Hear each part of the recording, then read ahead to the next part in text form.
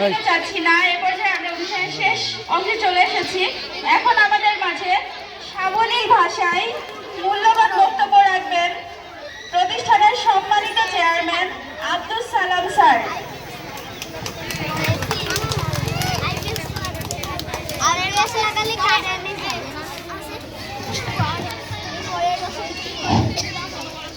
আসসালামু আলাইকুম ওয়া রাহমাতুল্লাহ। قال رب اشرح لي صدري ويسر لي امري واحلل عقدة من لساني يفقهوا قولي نحمده ونصلي على رسوله الكريم اما بعد। সম্মানিত শিক্ষক মণ্ডলী, রংধনু আইডিয়াল স্কুলের প্রাণপ্রিয় শিক্ষক মণ্ডলীর সম্মানিত অভিভাবক মণ্ডলী, যারা যারা শুনছেন সকল শ্রোতা এবং রংধনু আইডিয়াল স্কুলের সেই তারকারাজি যাদের জন্য এই স্কুল সামনের দিকে এগিয়ে যাচ্ছেন, সেই সব শিক্ষার্থীবৃন্দু সকলকে আমার অন্তরের অন্তরস্থল থেকে শুভকামনা এবং অভিনন্দন রইল। সম্মানিত উপস্থিতি, আমি আসলে খুব বেশি লম্বা কথা বলা পছন্দ করি না, তবে মাশওয়ারা বা সবার সাথে যে ইন্টিমেসি, বোঝাপড়া, সবার সাথে কথা বলে নেওয়া, এটা ইসলামের একটা সৌন্দর্য, এটা দিনের একটা সৌন্দর্য। আপনারা একটু লক্ষ্য করলে দেখবেন সেই ফ্যামিলিতে কোনো ক্রাইসিস নেই, সেই ফ্যামিলিতে কোনো গ্যামজ্যাম নেই, যে ফ্যামিলিতে ফ্যামিলি মেম্বারগুলোর মধ্যে বোঝাপড়া হয়, বাপ ছেলে মেয়ে বৌমা সবাই মিলে যে ফ্যামিলিতে বসা হয়, সেই ফ্যামিলিতে দেখবেন কোনো দুর্দশা নেই। বাইরের লোক সেই ফ্যামিলিকে নিয়ে কোনো কথা বলতে পারে না, যদিও এটা অনেক ডিফিকাল্ট। হয়তো বা আমিও পারি না, হয়তো বা আপনিও পারেন না, আবার আপনি হয়তো বা পেরেছেন। সেজন্য সবাই মিলে বসা এটা সুন্দর একটা মুহূর্ত এবং অনেক প্রবলেম সলভ হয়ে যায়। এরকম দিনে আজকে আমরা বসতে পেরে সত্যিই গর্বিত এবং মহান রবের কাছে আমরা তার কৃতজ্ঞতা প্রকাশ করছি। আলহামদুলিল্লাহ। সম্মানিত উপস্থিতি, আমাদের স্কুলে 165 plus student, but it's matter of very sad that most of the students এর গার্জিয়ান কিন্তু এখানে আসেন না। এটা আমাদেরকে ব্যথিত করে। আমরা আসলে চাচ্ছিলাম আপনাদের সাথেও আমাদের পরিচিত হোক। আমাদেরকে কেউ যখন বাসায় দাওয়াত দেয় অ্যাজ এ টিচার, আমাদের কিন্তু অনেক ভালো লাগে। খাওয়া দাওয়া তো নর্মালি বাসাতেই হয়, কিন্তু সেই দাওয়াতের আলাদা একটা মাহাত্ম্য থাকে। ঠিক একইভাবে আজকে যদি আপনারা আসতেন, আপনাদের সাথে আমাদের কথা হতো, তাহলে সেটা অনেক সুন্দর হতো।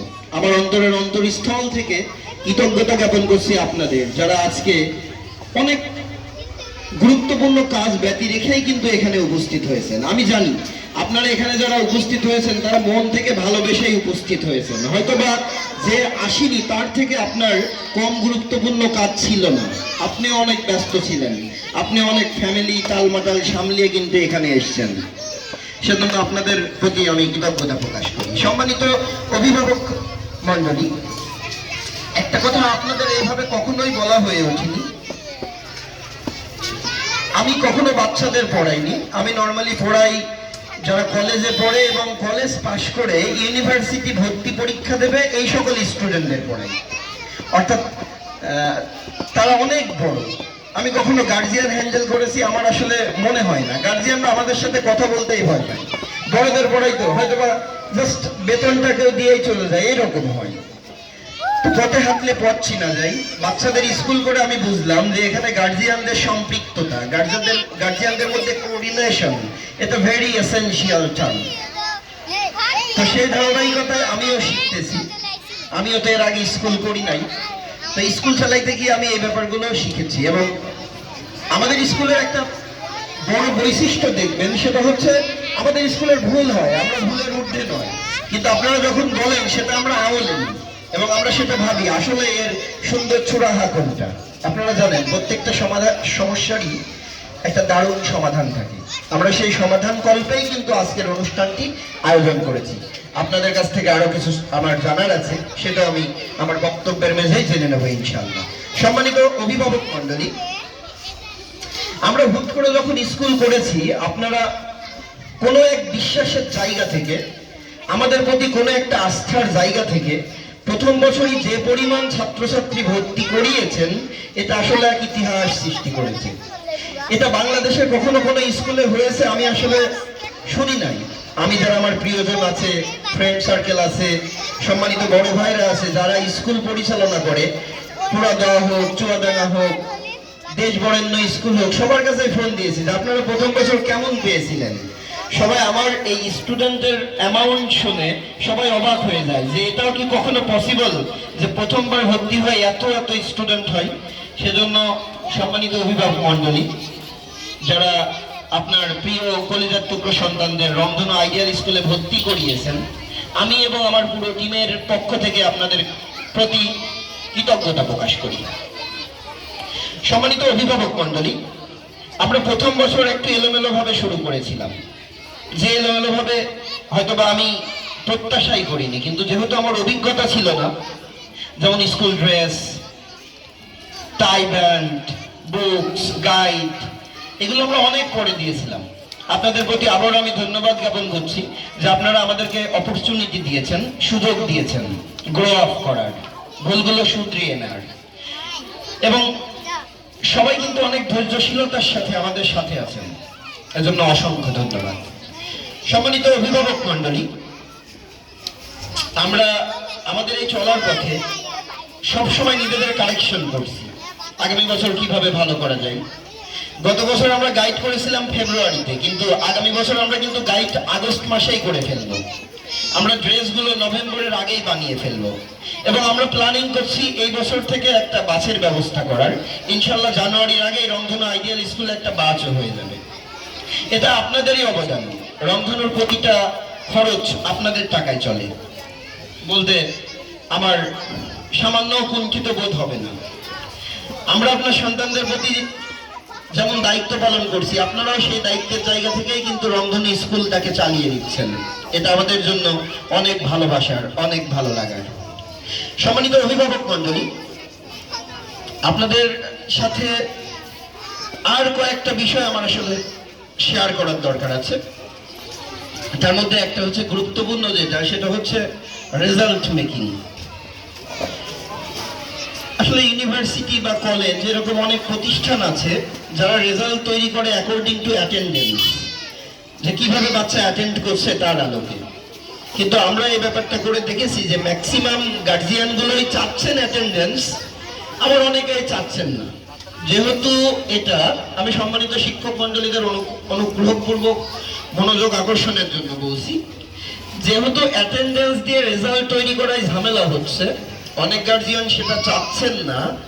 সুতরাং আমরা রেজাল্ট তৈরির সময় অ্যাটেন্ডেন্সটাকে আর প্রাধান্য দেব না। আমরা প্রয়োজনে পুনরায় রেজাল্ট করব, প্রয়োজনে আমরা পুনরায় রেজাল্ট কার্ড বানাবো, অথবা ওটাই ফ্লোরাইড দিয়ে ঠিক করে দেবো, কিন্তু আমরা অ্যাটেন্ডেন্সের আলোকে রেজাল্ট তৈরি করতে থেকে চলে আসছি। এটা আপনাদের চাওয়ার আলোকেই। আপনাদের কি এই ব্যাপারে কারোর কোনো মত আছে? আমরা শুধুমাত্র বাচ্চাদের পরীক্ষার রেজাল্টের উপর ভিত্তি করে পজিশন তৈরি করব। আমরা অ্যাটেন্ডেন্সটাকে শুধুমাত্র পুরস্কার দেবো প্রতি মাসে। যে স্টুডেন্ট সর্বোচ্চ অ্যাটেন্ড করবে তাকে আমরা প্রতি মাসে সেমিস্টার পরীক্ষা এবং বাৎসরিকভাবে পুরস্কৃত করব। আপনারা কি বলেন? Thank you. পরবর্তী যে ক্রাইসিস আমাদের স্কুলে হয়েছে সেটা হচ্ছে, দেখেন আমি একটা কথা বলি যে আপনার বাচ্চা কত দূর যাবে সেটা ডিপেন্ড করছে কয়েকটা ব্যাপারের উপর। এর মধ্যে একটা হচ্ছে যে আপনি তাকে নিয়ে কত দূর ভাবতেছেন। আপনার বাচ্চা আপনার স্বপ্নের সমান বড়। কার সন্তান কি হয়ে যাবে এটা স্বয়ং আল্লাহ পাক দ্বারা নির্ধারিত হয়। বড় অফিসারের ছেলে বড় অফিসার হয় এটা সবসময় সত্য নয়। আমার বাবা বড় অফিসার ছিল না। আপনার বাড়ির আশপাশে এরকম অনেকেই আছে, আপনার ছোট ভাইও থাকতে পারে, হয়তোবা অনেক দূর চলে গেছে, হয়তোবা তার বাবা এরকম ছিল না। তো আপনার সন্তান কত দূর যাবে এটা কিন্তু আপনার স্বপ্নের এবং পরিশ্রমের দ্বারা নির্ণীত হবে। আপনারা নিশ্চয়ই সবাই অপটিমিস্টিক, সবাই আশাবাদী। এজন্য বাড়ির পাশে ফ্রি লেখাপড়া থাকা সত্ত্বেও অনেক টাকা পয়সা খরচ করে সেই দূর দূরান্ত থেকে রংধনুতে আসছেন। ভাড়া, স্কুল খরচ, এক্সারসাইজ নোটস বুকস সবগুলোই কিনে পড়ানো লাগে। আমি অবশ্যই বলবো আপনারা নিশ্চয়ই স্বপ্নবাজ অভিভাবক।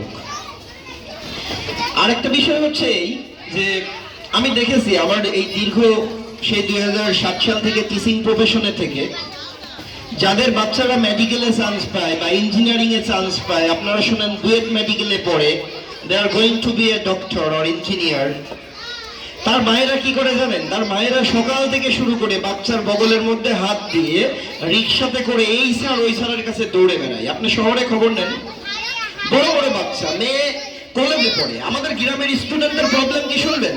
এসএসসি পাস করার পরে ও ক্যারাম খেলতে চলে যায়, ওই স্মার্টফোন টেপে ও চার দোকানে বসে ধরে, ও ফ্রেন্ড সার্কেলে মিশে যায়, ও নেশা ভান করা শুরু করে। আর কলেজের প্রতিটা গার্জিয়ান এত সচেতন, তারা যখন কলেজে ওঠে তখন তারা একটা নতুন লেখাপড়ার জীবন শুরু করে। এই জন্য 2 বছর পরে তারা ভার্সিটিতে চান্স পায়। আর গ্রামের এইগুলো এদের কোনো ঠিকানা হয় না। আপনারা দেখবেন এসএসসি পাস করার পরে গ্রামের একটা ছেলেকে আমরা যেভাবে দাম দিই, শহরে এভাবে দেখা হয় না। শহরে ওই জন্য আরো বেশি বেশি প্রাইভেট নেয়, আরো বেশি বেশি স্যারের কাছে পড়তে যায়। আমাদের এখানে ইন্টারমিডিয়েটের কোচিং আছে, স্টুডেন্ট খুঁজে পাওয়া যায় না, 13-14 জন হয়, তারা আবার ইরেগুলার। কিন্তু শহরে ওই স্টুডেন্টগুলো শহরে যারা আছে তারা কিন্তু রেগুলার হয়। এজন্য 2 বছর পরে তারা ভার্সিটিতে চান্স পাচ্ছে। আর গ্রামের ধুরগুলো ক্যারাম খেলছে, চার দোকানে বসে থাকছে। আমরা আবার অনার্স পড়ার ছেলে পড়েন, দেখেন যারা অনার্স পড়ে আমরা তাদেরকে ডাকছি কোচিং এ ক্লাস নাও, আসো তোমার ইফিসিয়েন্সি বাড়ুক, তুমি দক্ষ হও। ওরা আসে না। কিন্তু শহরের ওই ছেলেই ঠিকই কোচিং এ ক্লাস নিতে আসছে, সুতরাং ওর স্মার্টনেসটা বাড়ছে। সেজন্য আপনাদের যদি এরকম কাছের কেউ থাকে আপনারা জানাবেন, আমাদের এখানে ক্লাস নেওয়ার ব্যবস্থা আছে, শহরেও ক্লাস নেওয়ার ব্যবস্থা আছে। ও যদি টিচিং এ থাকে ও কিন্তু ভবিষ্যতে একজন লিডার হবে। লিডার মানে শুধু রাজনীতি করা না, লিডার মানে কিন্তু একটা সমিতির প্রধানও লিডার, একটা এনজিওর প্রধানও লিডার, একজন টিচারও কিন্তু লিডার। এই ব্যাপারগুলো আপনারা দেখবেন। দেখো আমরা টপিকে আসি। টপিকটা হচ্ছে এই, আমরা বলেছিলাম যে আমাদের বাচ্চাদের কোচিং করতে বা প্রাইভেট পড়তে হয় না। আমরা কিন্তু আস্তে আস্তে সেই কথাগুলো রাখছি। আপনারা একটু নিবিড়ভাবে দেখবেন।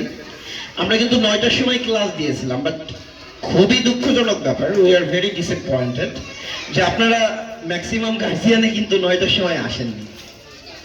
আমরা হাতের লেখার জন্য ক্লাস দিয়েছি, এরপরে হাতের লেখাটা হয়ে গেলে আরবির জন্য দেবো, আরবিটা হয়ে গেলে কম্পিউটারের জন্য দেবো।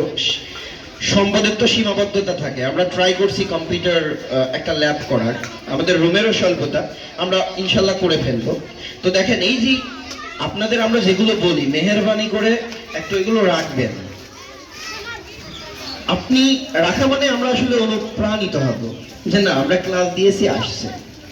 যারা 3, 4, 5 পড়ে অনেকে রিডিং পড়তে পারে না, আমরা এই রিডিং এর জন্য কিন্তু লিস্ট করেছি এবং তাদেরকে আসতে বলা হয়েছে, তারা কিন্তু আসবে, আমরা তাদের পাশে আছি। এরপরে যখন প্লে নার্সারির অন্য একটা ক্যাটাগরিতে আমরা চলে যাব তখন আপনি বাচ্চাকে দেবেন। দেখেন আপনি যখন একটা টিচারের কাছে প্রাইভেট পড়তে দিচ্ছেন, মাসে টাকা দিচ্ছেন, আপনি সিনসিয়ার, বাট যখন আমরা এক্সট্রা ক্লাস দিচ্ছি আপনি ওই ধরনের রেসপন্স দিচ্ছেন না।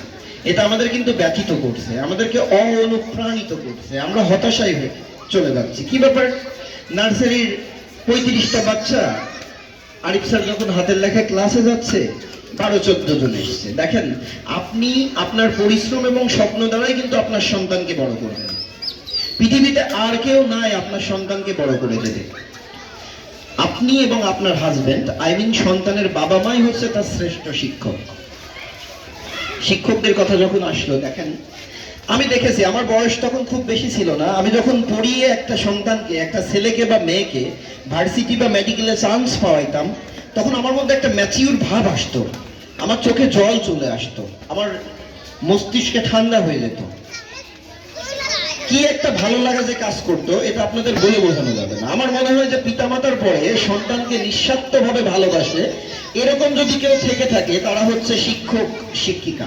অস্বীকার করার কোনো সুযোগ নেই। আমরা আফজাল স্যার, নিতাই স্যারের কাছে পড়েছি, আমার মনে হয় যে পিতামাতার পরে আমরা এখনো তাদের জায়গাটা দিয়ে রেখেছি। হয়তোবা আপনার সন্তানের ক্ষেত্রে আমরা সেই পজিশনেই আছি। আপনারা তারপরেও কমপ্লেন করবেন, আপনারা গঠনমূলক সমালোচনা করবেন, আপনাদের প্রবলেম হলে আপনারা আমাদের প্রধান শিক্ষিকা, ইভেন আমি, আমাদের কাছে সুন্দর করে বলবেন। আমরা সেগুলো অবশ্যই ওভারকাম করব, সেগুলো ত্রুটিগুলো মুক্ত করব। আমরা কেউ ভুল ত্রুটির ঊর্ধ্বে নয়। আরেকটা বিষয় খুব রিকোয়েস্ট করে বলবো, আপনারা শুনবেন। আপনার ছেলে বড় জ্ঞানী হবে, জ্ঞানীকে আরবিতে বলে আলেম হবে, ইংলিশে বলে স্কলার হবে, সায়েন্সের ভাষায় বলে বিজ্ঞানী হবে, বাংলায় বলে খুব বড় অফিসার হবে, অথবা খুব বড় হবে, শিক্ষিত হবে। এটা কার সন্তান হবে জানেন? সেই পিতামাতার সন্তান হবে যে পিতামাতা তার শিক্ষকদের সম্মান করে। আমাদের জাতীয় প্রবলেম, আমরা পুলিশকে স্যার বলি, সালাম দিই, আর শিক্ষকদের সাথে যেন তেন ভাবে বলি। এটা আমারও হয়ে যায়।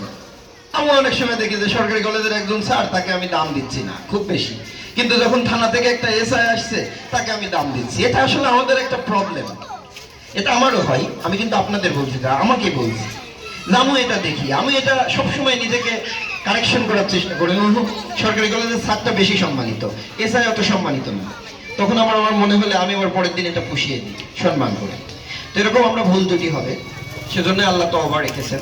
আমরা সবসময় ট্রাই করব, পরিবারের সদস্য ভেবে আমাদেরকে বলবেন যে এটা লাগবে, আমরা অবশ্যই আপনার বাচ্চার জন্য করব। আপনি একটা বিষয় দেখবেন যে আমি জানি না আর কোনো স্কুলে এমন আছে কিনা, আমাদের রন্ধনের কোনো টিচারের মধ্যে কিন্তু হ্যাশট্যাশ নাই। আপনার সন্তানের সাথে কেউ খারাপ ব্যবহার করবে না। আমি কখনো খারাপ মানুষের সাথে মিশি না। আমার এখানে এরকম কোনো টিচারই আসবে না যে আপনার বাচ্চার নাকের ময়লা পরিষ্কার করে দেবেন। আমি এভাবেই বলেছি। আমি আমার সন্তানকে যেভাবে দেখি, আপনার সন্তানকেও যদি সেভাবে না দেখতে পারি, অ্যাজ এ টিচার আমাকে মনে করতে পারি না, একজন শিক্ষক হিসাবে নিজেকে ভাবতে পারি না।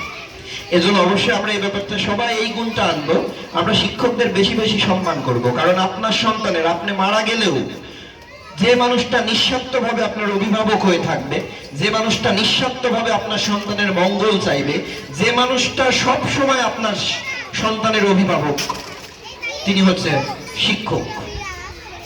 সম্মানিত অভিভাবক মণ্ডলী, আমি কথা দীর্ঘায়িত করব না। আমি আপনাদের মেসেজটা আবারও মনে করিয়ে দিচ্ছি। আমাদের রন্ধন আইডিয়াল স্কুলে আমরা রেজাল্ট স্কেমা তৈরি করেছিলাম অ্যাটেন্ডেন্সের আলোকে। অ্যাটেন্ডেন্সটাকে কাউন্ট করা হতো, কিন্তু আজকে আমি আপনাদের এই মজলিসে এই অ্যাটেন্ডেন্স সিস্টেমটাকে বিলুপ্ত করে দিলাম। আমাদের স্টুডেন্ট যারা প্রতি মাসে রেগুলার হবে তাদেরকে আমরা পুরস্কার দেবো, প্রতি সেমিস্টারে পুরস্কার দেবো, কিন্তু এর জন্য সে কোনো নাম্বার পাবে না। আপনার বাচ্চা যদি ফার্স্ট, সেকেন্ড, থার্ড বা কোনো একটা পজিশন গেইন করতে চাই, তাহলে তাকে পরীক্ষায় ভালো করে করতে হবে। আর পরীক্ষাটাকেও এত গুরুত্বপূর্ণ ভাববেন না। গুরুত্বপূর্ণ ভাববেন হচ্ছে প্রতিদিন ক্যাম্পাসে আসা। অযাচিত কারণে, সিম্পল কারণে বাচ্চাকে মিস করাবেন না। একটা ছেলে ভার্সিটিতে পড়ে, বুয়েটে পড়ে, মেডিকেলে পড়ে, অথবা আল্লাহর কাছে প্রিয় বান্দা হয় শুধুমাত্র রেগুলারিটির কারণে। একদিন নামাজ পড়লে আর 2 দিন না পড়লে হয় না। তো এই রেগুলারিটিকে আপনারা বেশি ফোকাস দিবেন। আমি আপনাদের সবাইকে অনুরোধ করব, আপনারা স্কুলে রেগুলার আসবেন। আমরা জানি যে আরেকটা বাচ্চা থাকে, তাকে নিয়ে প্রবলেম হয়, এগুলো একটু টিচারদের জানাবেন, তারা অ্যাটেন্ডেন্স দিয়ে দেবে। বাসায় তাদেরকে পড়াবেন, বড় স্বপ্ন দেখবেন। কখনোই ভাববেন না আপনার সন্তান হিসাবে কাজ করুক, মর্যাদে কাজ করুক, ভার্সিটিতে পড়ুক, এটাও ভাববেন না। আপনি ভাববেন আপনার সন্তান ঢাকা মেডিকেলে পড়ুক, আপনার সন্তান রাজশাহী মেডিকেলে পড়ুক, আপনার সন্তান বুয়েট, কুয়েট, সুয়েটে পড়ুক, আপনার সন্তান আর্মি মেডিকেলে পড়ুক। এরকম কিছু ভাববেন। সবসময় যারা শিক্ষিত তাদের থেকে পরামর্শ নেবেন। আপনারা নিজেরাও জানেন, আপনারা নিজেরাও অনেক শিক্ষিত। সবসময় সুন্দর চিন্তা করুন, তাদের জন্য অর্থ, শ্রম এবং সময় বরাদ্দ করুন। আপনার সন্তান আকাশ ছোঁবে, এই প্রত্যাশা করে আমি আমার বক্তব্য শেষ করছি। আসসালামু আলাইকুম ওয়া রাহমাতুল্লাহ।